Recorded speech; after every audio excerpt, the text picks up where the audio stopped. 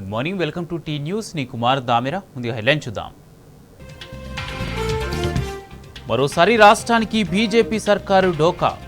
2500 కోట్ల తెలంగాణ నిధులు ఏపీకి మళ్లింపు. విషజ్వరాల విజృంభణతో పరేషాన్లో జనం. ప్రభుత్వం ప్రజారోగ్యాన్ని గాలికొదిలేసిందన్న కేటీఆర్. రుణమాఫీ కోసం రాష్ట్రంలో ఆగని ఆందోళనలు. బ్యాంకుల ముందు కొనసాగుతున్న నిరసనలు.